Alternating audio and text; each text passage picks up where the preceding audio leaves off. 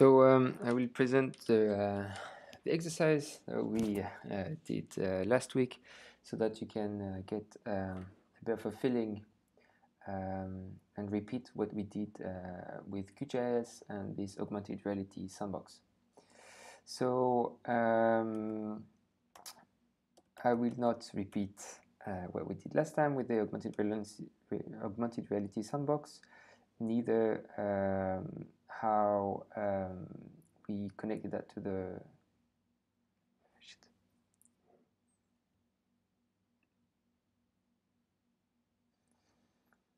So we'll redo the exercise that we did early January this year, and we will cover how do we integrate the DMs that we produce with the Augmented Reality Sandbox, and how do we analyze them with the QGIS, in that case 3.4.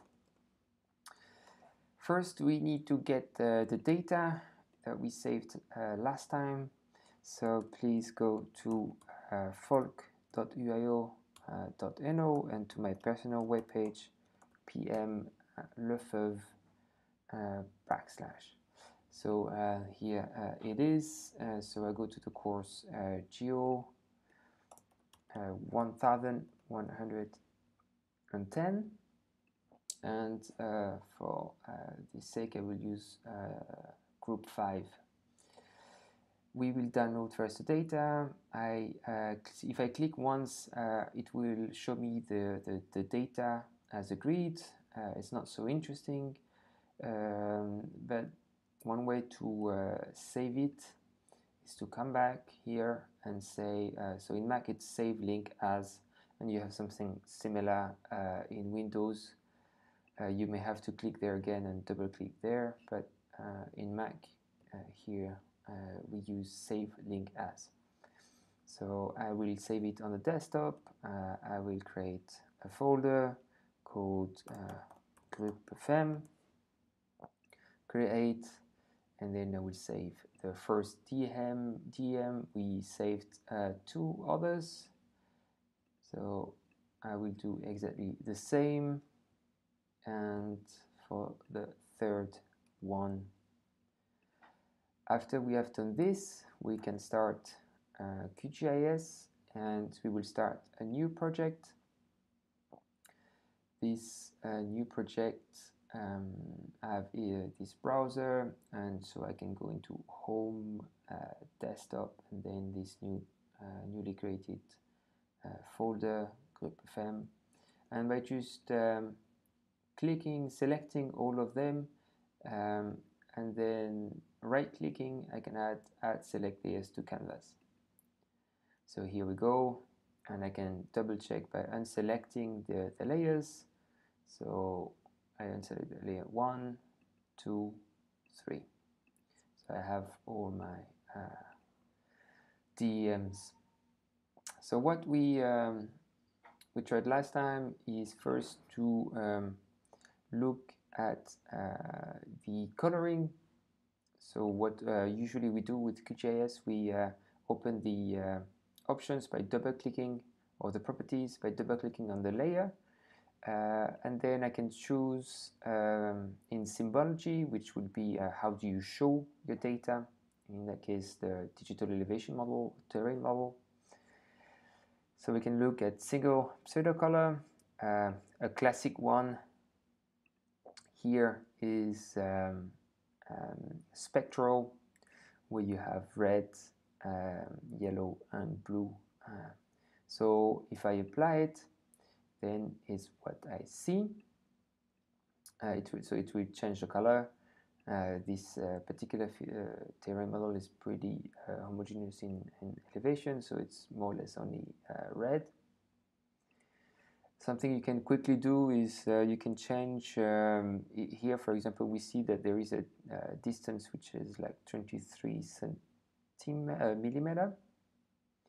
centimeter actually. So that's what we have on the side is the frame of the sandbox, and I'm not so interested about it. So And we see the color here.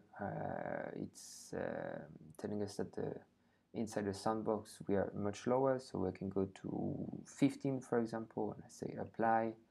And what you see is it enhances the contrast on the DEM. Something to know about is if I go here and select histogram, I can compute the histogram, and it's pretty interesting because we see that between -2 and 5, that's where I have most of my data points on the DEM, and that's what we see with these colors here. And then we have another concentration of points on the DEM, and that's more or less this elevated ridge that we have on the left. What you can also see is that there is a gap. There is no data point around 14 and 15, but then another dense point here, and that's the frame. And that's what I did by removing, changing the maximum. The maximum was at 23, and now I changed it to 15 to more or less ignore this point. So that's what we can do.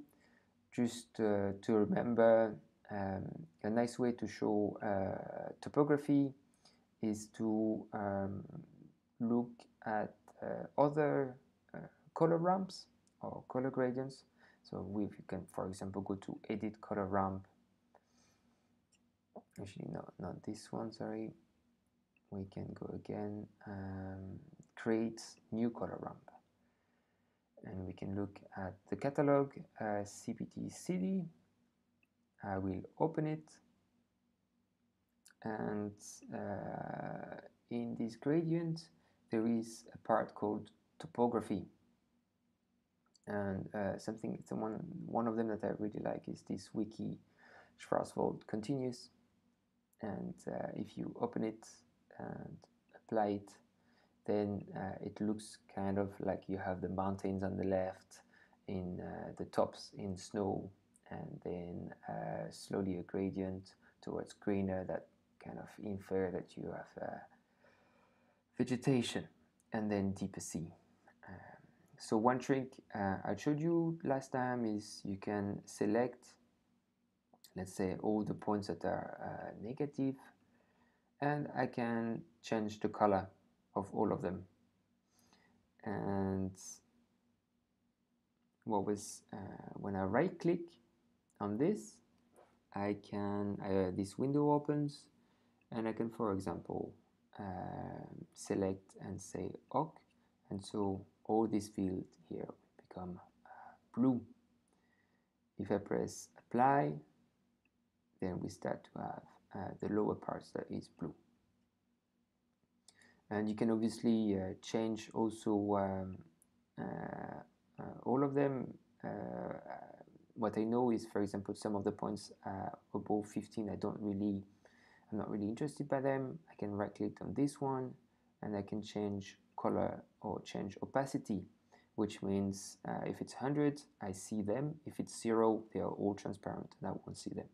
So if I press OK and apply, then the edge here disappears, and what you actually see, so if I, after changing the transparency, what you see is the other models that are underneath. But we have removed more or less the edges there, so that's a trick. Okay, so that was for the color.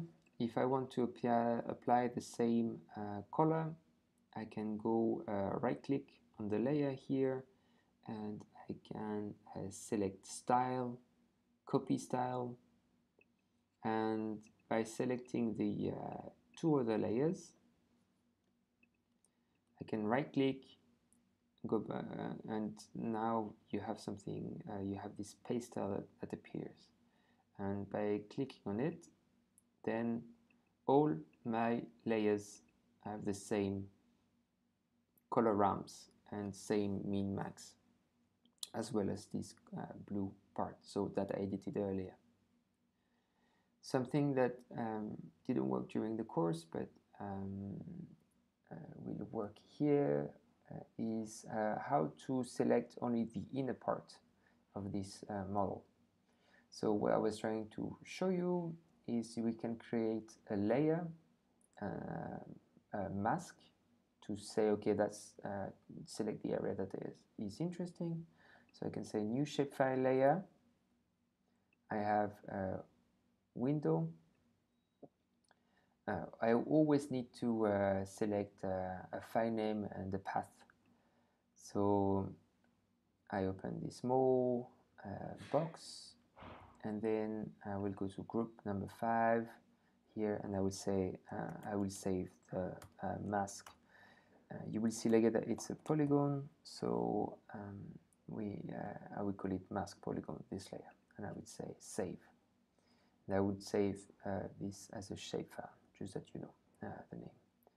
And for the geometry type, we will change it then to polygon. This we can ignore for now, and we don't need to change the rest. So that's OK. Now I have this new mask layer. It's completely empty, but I can add some information. So we have this tool called toggle editing. There is this pencil here. If I click on it, it looks like nothing has changed, but you just got options to edit the layer. So now this add polygon feature is accessible. If you see that if I click again to toggle editing, I cannot click this add polygon thing. So I really always need to toggle editing. So then I want to add a new polygon feature. That would be this mask. I click on it. And how does it work? So then I have changed, the pointer has changed. And if I left click, you see that it started to connect. There is one point that was created, and then from this point I can add an extra point. By adding links, you see that now I have an area that is highlighted, and that's the area that I will be interested in, so this mask. If I can make a square to highlight the area that I want, like this. So now I have made a square. To get rid of this tool, I need to right click, and then it will save this, and usually before saving it says give it an ID. You don't have to give anyone any ID now, because you will only have one layer, but I'll just make one just for the sake of showing that it works. So now the polygon is shown, and then the question is, how do I remove the part here, or clip the part of my DM, which is this part here, from this polygon? So just before I do that, we need to untoggle the editing to save the layer. When I do this, a new window appears, and it says, do you want to save the changes to layer mask polygon? And I say yes, save them. What we will do now, we will go to the raster tab on top, and if we go into analysis, into the extraction. So what we can do is we can clip the raster by mask layer, and that's what we just created. We created the mask layer, and we have the raster is this DM that we have below. So I click on it. The input is the DM, so our original data. That I click the first DM, and then the mask polygon is already selected. We don't have to change anything else.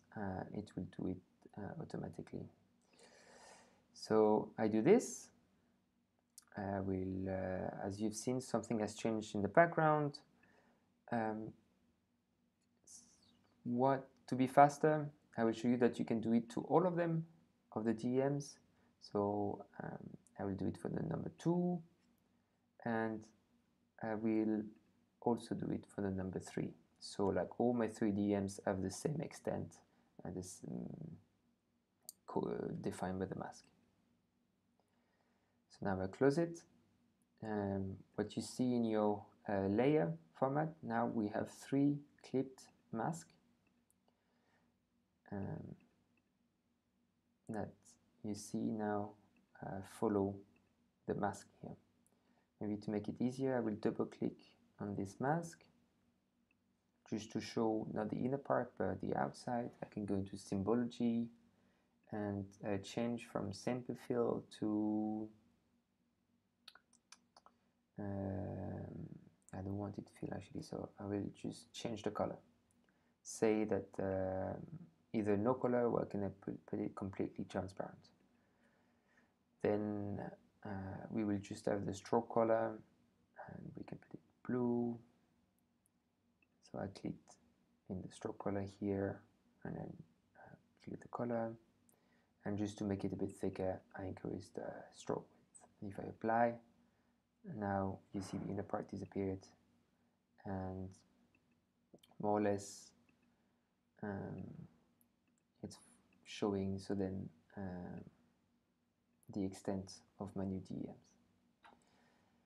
Again, we had copied the style. We can copy the style of the old DEMs and apply it to the 3 clipped mask. Again, so I went to this, to the layer panel here on the left, bottom left, right click, went to style, copy style, and then I can paste the style, and here it is. So now we have these 3 nice DEMs all together. Another thing I wanted to show you is we can actually see some changes. So if you remember correctly, in the sandbox, I was asking you to make a DEM, so make a terrain, a landscape with your hands by modeling the sound. And we would save one DEM at a time 1, and then you would be able to change it again to simulate, for example, erosion, and that's the time 2, where, for example, so we removed some sound.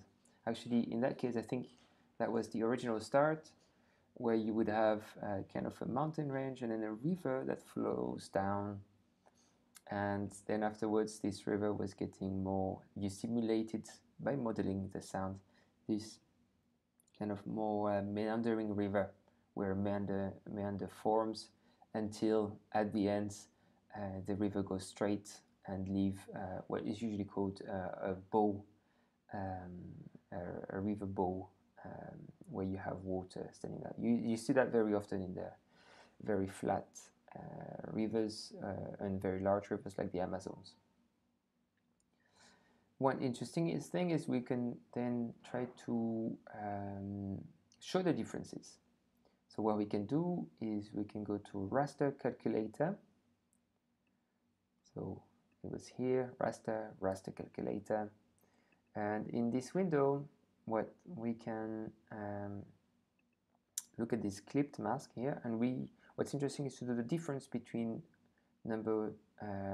each number. So I will go from clip mask 1, and so I don't remember exactly the numbers, but I know that they're different time. And what we will just do is we will save the output. So we'll go back to the group 5, and then I will call it diff between number 1 and number 2, and I save it. So I click here on the right hand side, and then I saved it in the same file. And that's we don't have to change anything else. And then we can say awk, which will compute the differences. In that case, I did a mistake because nothing seems to show. Just to check that everything is correct, I can compute the histogram, and it seems that there is a problem there. So I will delete the layer. So right click, remove layer, and then we will try again. So raster calculator, just for the sake that, of making it work, I will use the original full DEM and not the clipped one. So I do number 1 minus number 2, and I will save it here. So I'll save it, and that's the result.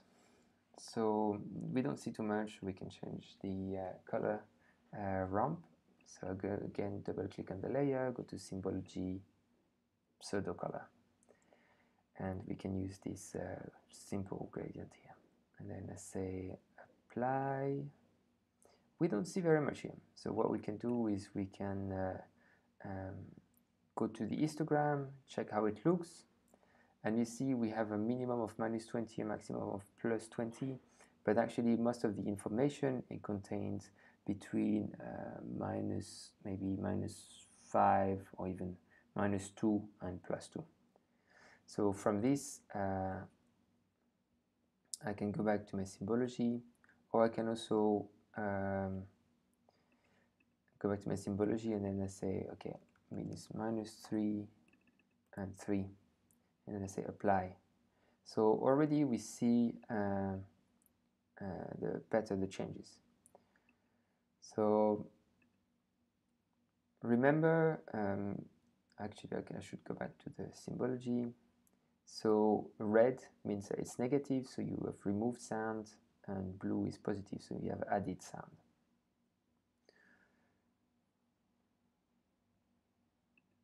So it means that here we have more sound than before.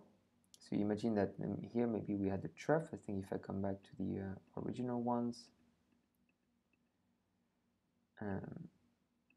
here, that was the number 1, so that was the meander, and then number 2, you can see that there was much less sound in these areas, and that's what we see here.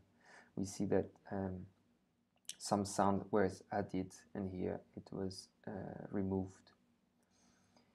So another way to see it perhaps in 3D is I have this QGIS to 3GS exporter. That's something that I installed after going to plugins, manage and install plugins. And what I can go, I can go to all, and then I can look for 3GS and then install the plugin. When this is done, I can very quickly click on it. That's how it looks at first glance. I don't know if it doesn't seem to work right now. Oh. Yeah, maybe I need to select. Oh, in that case here it's not working, but it's in a way you could see this object in 3D. So that's what I wanted you to find. So first we looked at how to import DEM. 2, we observed how to change the color ramp. We also made a new layer, this polygon, to create a mask. That's what we did then. We made the polygon that we use to clip the raster or DEM. Then at the end we did a different thing. So after clipping this DEM, we could do a difference between 2 DEMs, and we could had to change the color bar to highlight them. It takes a bit of time to understand what this means here, but this is actually what you should do and go forward to do in the future, to build, to understand how do I interpret this color, and what does it physically mean, what did I do, and so that's what I hope you can do perhaps in some other exercises. that's it for today. I hope you've enjoyed it, and if you have questions, feel free to contact me.